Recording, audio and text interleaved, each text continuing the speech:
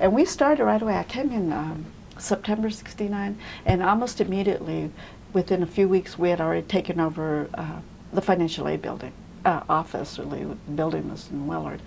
And just hundreds of students out there demonstrating. And it was like a whole phenomena for a lot of universities across the nation. And it wasn't that we were just angry about financial aid. It was like there was a lot of anger about everything politically. Even the white students were angry because they called themselves anti-establishment.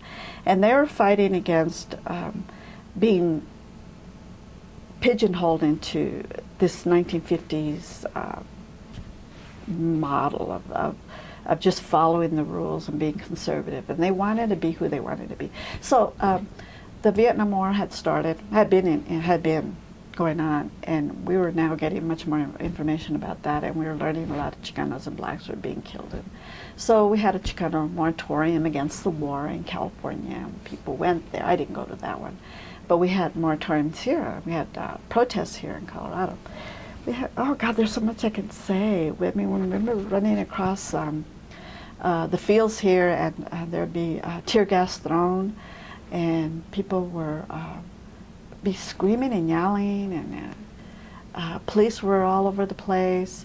So that's just kind of some of those parts.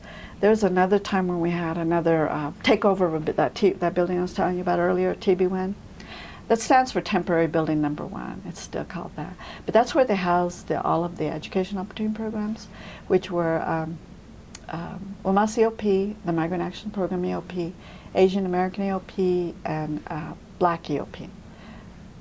And what was the other one? Oh, American Indian. Oh, it's called Native American EOP. And we took over that building because we didn't like those administrators. But I'll have to write this all down one day. This is a lot of historical information. The two Latino administrators were really conservative and had sold out a lot of the Chicanos by agreeing to let the military come on campus and recruit them.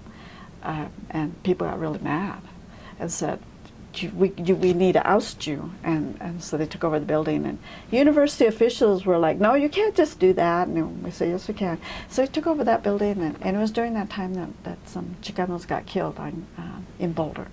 And you probably have heard those stories. And those are friends of mine. These are people I actually really knew well, except for Francisco Dodori. I didn't know him. I didn't know who he is. I still don't know who he is. Yeah. Francisco Dodori. But Neva knew her real well, Andres. And I didn't know his girlfriend because she was a white girl. And we kind of found out about that later. But she sounds like she was a great person after all, in the end.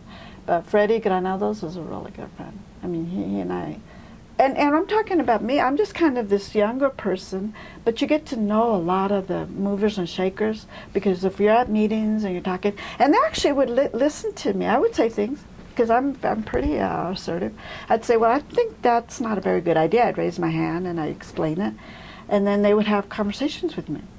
So I took on a whole aura of, I think people want to hear what I have to say. Because I'd say, well, I don't know, I'm just from the Valley, but this is how we think. I don't know if we all think like this, but I think this would be helpful. And then some people from the Valley were really supportive of things I would say, and I'd be supportive of them. So you could tell that people respected what we had to say from the Valley. And the more that I spoke up, the more attention I got from people. But in terms of the movement, I didn't go out there and do speeches or anything like that. I was really good about making signs, making food, making sure that people had information. So